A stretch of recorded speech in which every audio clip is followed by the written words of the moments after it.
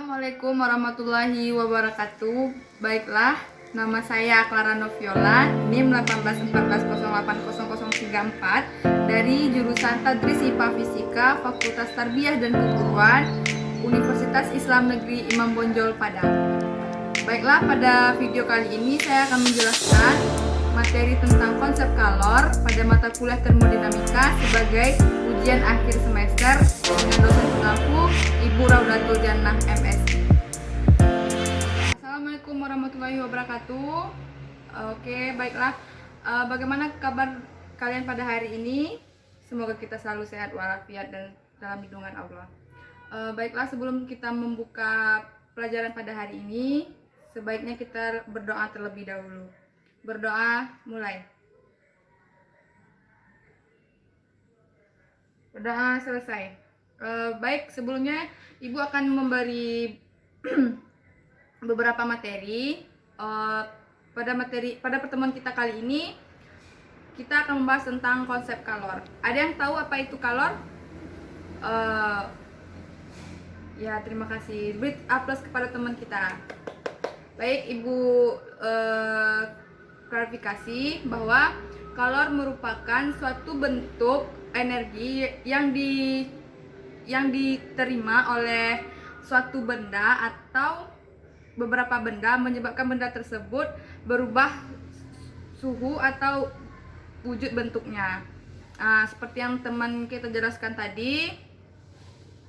Namun kalor ini perlu kita ketahui, namun kalor ini berbeda dengan suhu.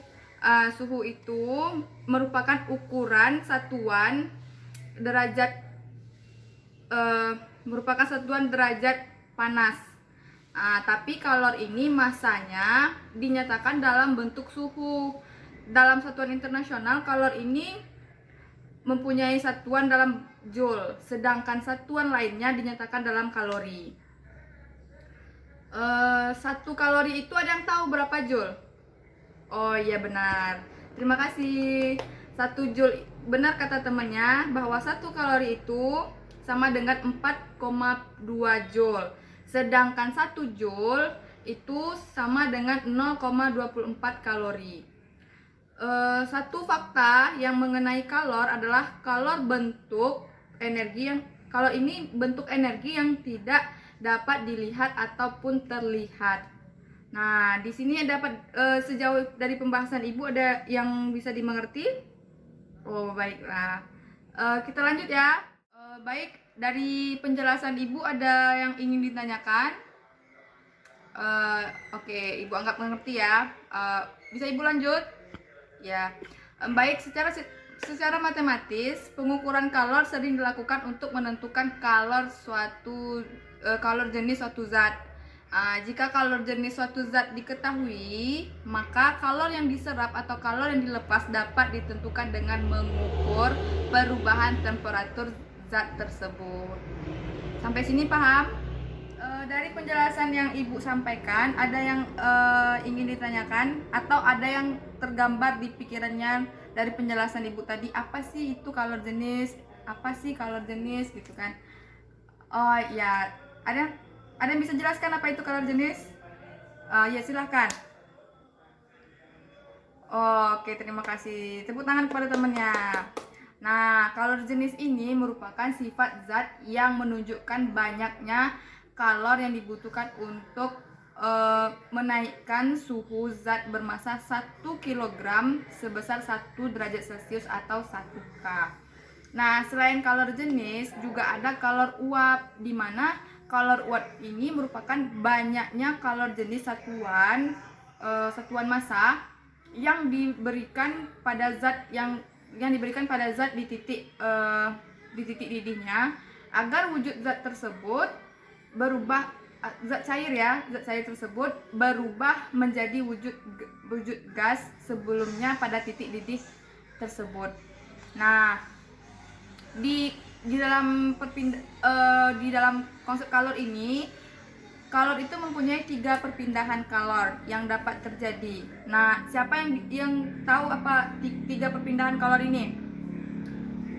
Ya, konduksi, konveksi, radiasi. Ya, benar. Nah, ada 3 perpindahan kalor yang terjadi pada kalor, yaitu konduksi, konveksi, dan radiasi. Baik, dari 3 perpindahan kalor ini, yang pertama konduksi, kedua konveksi, yang ketiga radiasi tersebut, kita jelaskan satu persatu. Untuk yang konduksi, perpindahan kalor secara konduksi, contohnya ketika kita memanaskan logam, maka ujung logam lainnya akan ikut panas karena terjadinya hambatan kalor dari suhu tinggi ke suhu yang rendah. Yang kedua yaitu perpindahan kalor secara konveksi. Perpindahan kalor secara konveksi ini ada 2, yaitu konveksi alamiah dan konveksi paksa.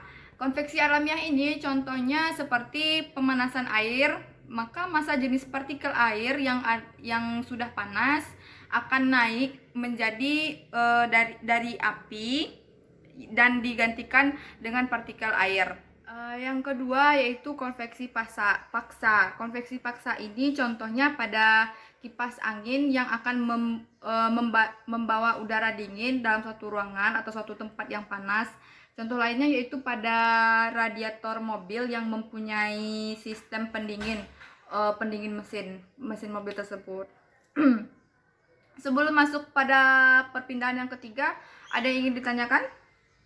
Oke, Ibu harap kalian mengerti dan paham ya.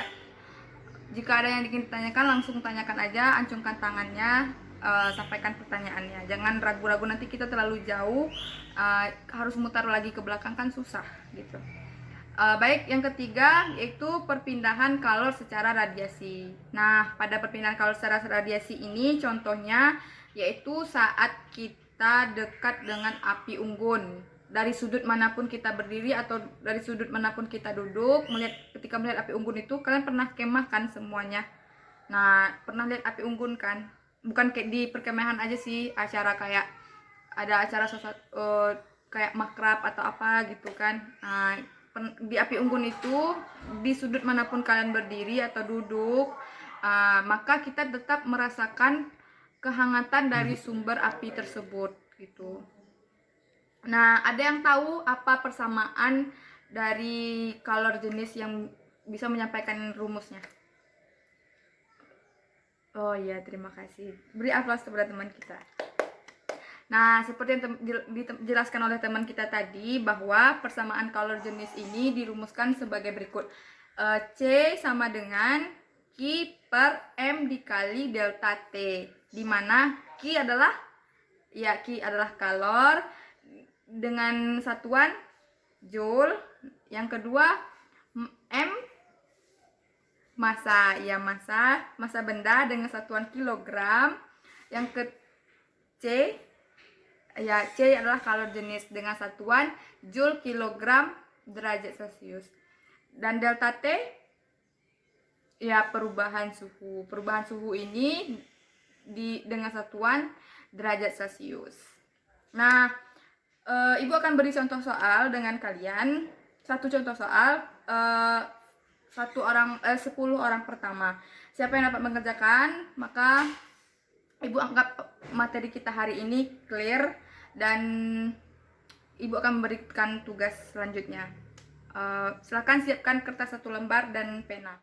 Baiklah, udah siap untuk mengerjakan kuis, sejenis kuis ya. Ibu kasih ini sejenis kuis biar kalian bisa memahami materi konsep kalor pada pertemuan kali ini.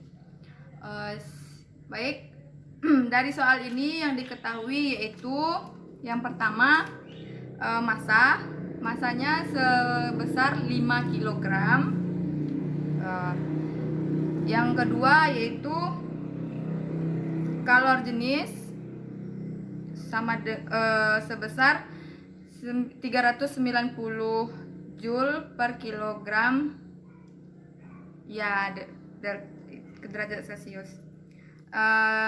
Selanjutnya itu yang diketahui delta T. Delta T sama dengan delta T di sini diketahui T2-nya 100, T1-nya 20. Nah, jadi berapa tuh delta T-nya?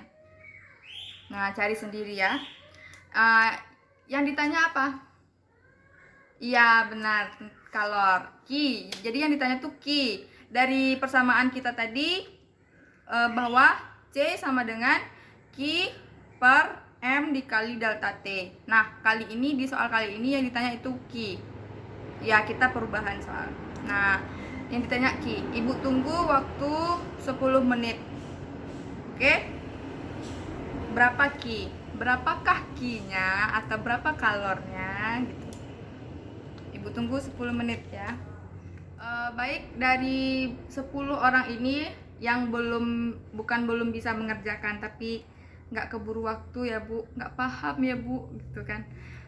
Dari yang mengerjakan ini, siapa jawabannya yang benar atau sama dengan Ibu nantinya, berarti itu yang benar. Kan kita tahu, feeling kita kan tahu jawaban saya tadi benar nggak ya, jawaban saya tadi benar nggak ya gitu kan. Nah, yang tadi yang diketahui adalah massa sebesar 5 kg dan C-nya sebesar 390 Joule kilogram derajat Celcius. Delta T-nya 100 dikurang 20. Tadi kan T2-nya adalah 100, T1-nya 20 sama dengan 80 derajat Celcius untuk delta T. Maka Ki yang ditanya rumus Ki apa tadi? Iya benar, M dikali C dikali delta T. Karena yang ditanya adalah Q, maka di kali silang ya, dirombak lagi rumusnya.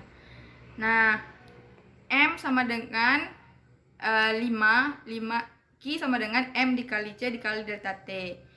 Sama dengan M dikurang 390 dikurang 80 dikali 80 5 dikali 390 dikali 80 sama dengan 156.000 Joule.